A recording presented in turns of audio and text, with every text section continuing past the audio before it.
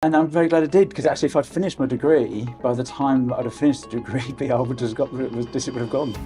Imagina que, de un momento a otro, todo lo que conoces y en lo que confías desaparece sin previo aviso. Así ocurrió con Freightliner, una de las marcas más legendarias de camiones en Estados Unidos. En un movimiento inesperado, la compañía detuvo de golpe toda su producción en el país, sin previo aviso, sin explicaciones. En un abrir y cerrar de ojos, miles de empleados se vieron sin trabajo. Y lo peor, la noticia no llegó a las portadas de los periódicos como se esperaba. Lo que parecía una simple decisión empresarial resultó ser el primer domino en una cadena de eventos que sacudió comunidades enteras. Y aunque las grandes portadas no cubrieron la noticia, el impacto económico reverberó en puertos, ciudades y en las campañas políticas que de repente tuvieron que lidiar con una nueva crisis. Esta no fue solo una decisión de una fábrica, fue un cambio de paradigma, la desaparición silenciosa de una industria clave para el corazón de América. ¿Por qué ocurrió esto? ¿Qué fue lo que llevó a Freightliner a abandonar sus bases sin previo aviso? Algo más grande estaba en juego. Una jugada estratégica, planificada en silencio, que cambiaría para siempre el rumbo de la producción industrial en Estados Unidos. Los trabajadores, como siempre, ajenos a lo que sucedía en las oficinas centrales de Charlotte, continuaban con sus turnos. Nadie sospechaba que las decisiones que se estaban tomando detrás de puertas cerradas ya marcaban el principio de un cambio irreversible. Lo que se avecinaba sería un terremoto económico, pero lo que nadie esperaba era cómo esto transformaría a un país que siempre creyó en la industria local. Al final de este video, entenderás que esta no fue solo una equivocación política. Fue el principio de una caída silenciosa que cambiaría todo. Si te está sorprendiendo lo que estamos compartiendo, no olvides suscribirte al canal. Estamos buscando llegar a los 40,000 suscriptores y tu apoyo es fundamental. Solo te tomará un segundo y estarás ayudando a que sigamos trayendo contenido como este.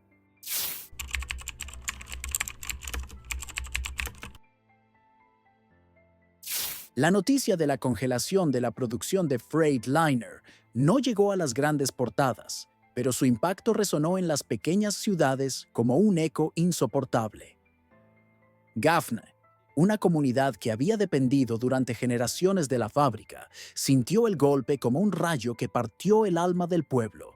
Allí, las familias que habían trabajado durante décadas en la planta de camiones vieron cómo, en cuestión de horas, todo lo que construyeron se desmoronaba. Los trabajadores se enteraron de la peor manera. Algunos fueron escoltados fuera de las instalaciones sin previo aviso, mientras que otros recibieron correos electrónicos impersonales, como si su esfuerzo y dedicación de años no valieran nada. De repente, miles de personas se quedaron sin empleo, y con ellas, todo el ecosistema que mantenía viva a la comunidad. Los contratistas, los socios de entrega, el personal de mantenimiento, todos se desvanecieron como un sueño roto. La economía local comenzó a colapsar en tiempo real. Los pequeños negocios cerraron. Los bares y las tiendas de comestibles quedaron vacíos. La escuela local suspendió su programa de música y hasta los procedimientos selectivos en el hospital se redujeron, ya que las personas perdieron sus seguros médicos. Gaffney no solo estaba perdiendo salarios, estaba perdiendo su identidad. El dolor económico fue solo una parte de la tragedia. Lo que golpeó más profundamente fue el costo emocional. Los trabajadores, que habían dedicado 30 años o más de sus vidas, se sintieron desechados. La desconfianza creció como un virus. En las iglesias, en los pasillos de las tiendas de abarrotes, en cada rincón del pueblo. La salida de Freightliner no solo afectó a las familias que perdieron su empleo, sino que fracturó la relación entre la comunidad y el país, que alguna vez pensaron que los respaldaba.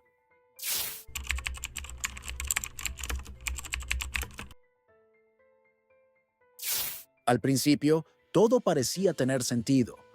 Las tarifas impuestas por el gobierno estadounidense fueron presentadas como una medida para proteger los trabajos locales y las industrias nacionales.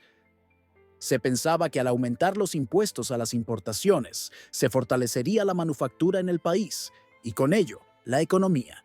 Sin embargo, lo que los políticos no vieron fue lo que realmente sucedería. Las tarifas que deberían haber sido una barrera para proteger a los trabajadores terminaron siendo el catalizador para su destrucción. Freightliner, al igual que otras grandes corporaciones, comenzó a ver cómo sus márgenes de ganancia se reducían drásticamente, las tarifas sobre los materiales aumentaron y la competencia extranjera, más ágil y con costos más bajos, comenzó a ganar terreno. Las fábricas estadounidenses, incapaces de competir con los precios globales, fueron forzadas a reducir su producción o incluso a cerrar sus puertas. Las tarifas, que en teoría debían defender la manufactura americana, no solo no lograron su objetivo, sino que provocaron lo contrario, una deslocalización masiva. Las empresas comenzaron a trasladar sus fábricas a países con costos más bajos, donde las tarifas no afectaban tanto y los beneficios económicos eran mayores. Empresas como Volvo, Hyundai y Tata, que ya se habían preparado para estos cambios, no dudaron en aprovechar la oportunidad. Mientras tanto, las comunidades como Gaffney y Cleveland, que vivían directamente de la producción de Freightliner, se vieron atrapadas en un ciclo del que no podían escapar. Los trabajos se fueron, las fábricas se vaciaron y las esperanzas de millones de trabajadores se desvanecieron con cada camión que partía hacia el extranjero. Lo que en principio parecía una política de protección se convirtió en la chispa que encendió la peor crisis industrial de los últimos tiempos.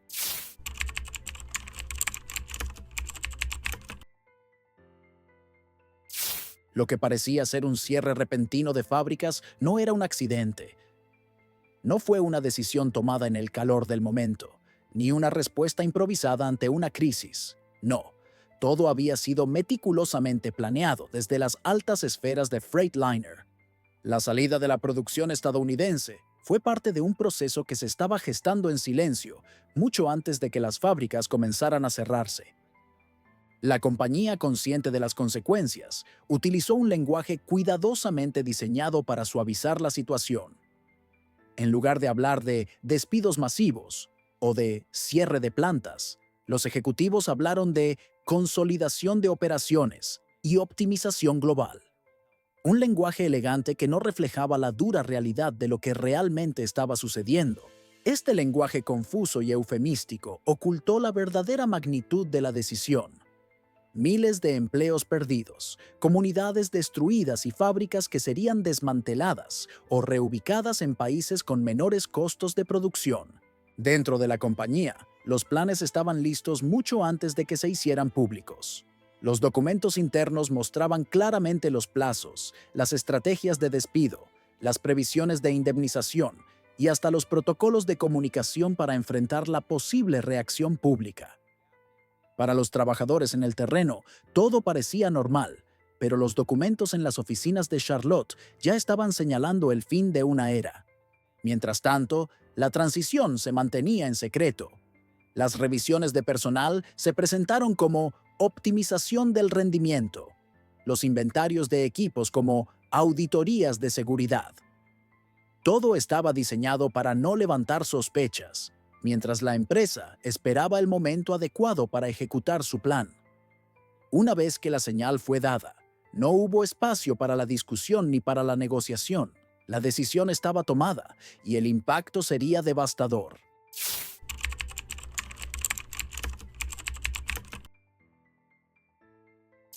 Lo que comenzó como una decisión de una sola compañía pronto desbordó las fronteras de los Estados Unidos, generando un efecto dominó que reconfiguró el mercado global. La salida de Freightliner de la producción en el país no pasó desapercibida. Y rápidamente, otras grandes empresas de la industria automotriz comenzaron a replantearse sus propios modelos de negocio. En las juntas directivas de Ford, General Motors y Stellantis, se discutió no si Freightliner había fracasado, sino si ellos deberían haber tomado la misma decisión primero. La deslocalización de la producción estadounidense dejó un vacío en el mercado, y no pasaron muchos días antes de que competidores internacionales se apresuraran a llenar ese espacio. Empresas como Volvo, Hyundai y Tata, que ya habían establecido fuertes alianzas y contratos a largo plazo con proveedores internacionales, comenzaron a ganar terreno rápidamente. Sus camiones llegaron a los lotes de concesionarios estadounidenses, con incentivos atractivos para los distribuidores y precios más competitivos, mientras que Freightliner luchaba por reducir costos y cumplir con las demandas del mercado. Lo que parecía una jugada desesperada era en realidad un movimiento calculado, casi premeditado. Las plantas que antes producían camiones para el mercado estadounidense fueron cerradas, pero el proceso de reubicación ya estaba en marcha. Las fábricas extranjeras, ahora ampliadas y optimizadas, comenzaban a superar en eficiencia a las que quedaban en suelo estadounidense.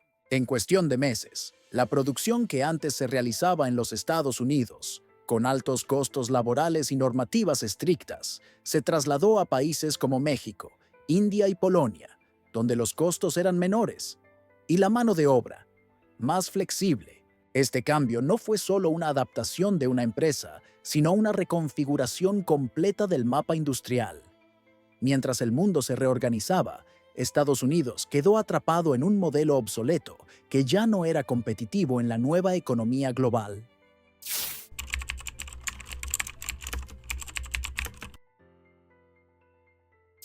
En medio de la tragedia, algo notable comenzó a suceder.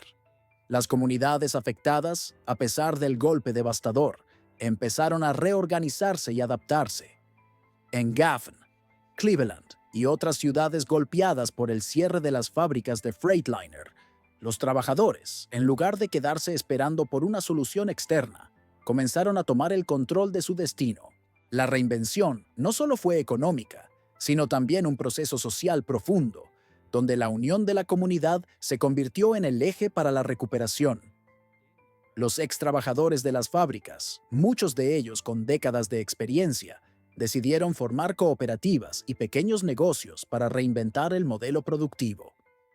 En Gaffney, un grupo de ex ingenieros y mecánicos se unió para remanufacturar piezas para vehículos de flotas más antiguas, dándoles una nueva vida. Otros, con un enfoque más innovador, crearon talleres de fabricación de prototipos de vehículos eléctricos para el uso municipal, lo que resultó en contratos locales y un nuevo flujo de ingresos. Lo que comenzó como un esfuerzo por sobrevivir, comenzó a tomar forma como una alternativa viable al modelo industrial tradicional. La clave fue la flexibilidad y la resiliencia. Los bancos locales, que antes solo otorgaban préstamos a grandes empresas, comenzaron a ofrecer microcréditos para iniciativas más pequeñas, permitiendo que estas nuevas empresas pudieran crecer. Estas iniciativas, aunque aún pequeñas, demostraron que la verdadera fortaleza de las comunidades no está en las grandes fábricas ni en las corporaciones, sino en la capacidad de adaptarse, innovar y reconstruir. Mientras que Freightliner se alejaba, las comunidades demostraban que, incluso después de la pérdida más grande, siempre hay espacio para la reinvención. Y, lo más importante, lo hicieron sin esperar ayuda externa. Su reconstrucción comenzó de adentro hacia afuera.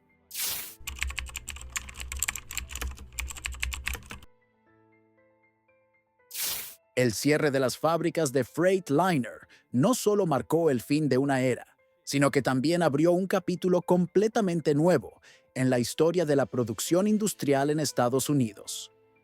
Lo que parecía una tragedia para miles de trabajadores y comunidades se convirtió, con el tiempo, en un despertar para la nación. Las lecciones que surgieron de la crisis se reflejaron en un cambio de mentalidad en los empresarios, los gobiernos locales y los propios trabajadores. La lección principal fue clara. La dependencia de grandes corporaciones y fábricas no solo era arriesgada, sino también insostenible. Con el vacío dejado por Freightliner, muchos en el sector privado comenzaron a reconfigurar sus estrategias. Las grandes empresas multinacionales, antes tan comprometidas con el mercado estadounidense, empezaron a ver con nuevos ojos el modelo de fabricación global, buscando cada vez más diversificación y seguridad en diferentes partes del mundo. Por otro lado, las pequeñas empresas y cooperativas locales comenzaron a ocupar un espacio antes reservado para gigantes industriales. Los estados como Carolina del Norte y Michigan empezaron a implementar políticas que priorizaban la fabricación a pequeña escala, favoreciendo la flexibilidad y la autonomía. Los gobiernos locales, antes centrados en atraer grandes plantas, ahora impulsaban la creación de revueltas industriales, pequeñas fábricas locales y negocios resilientes que pudieran adaptarse a las turbulencias del mercado global. Este cambio no fue solo económico, sino también cultural.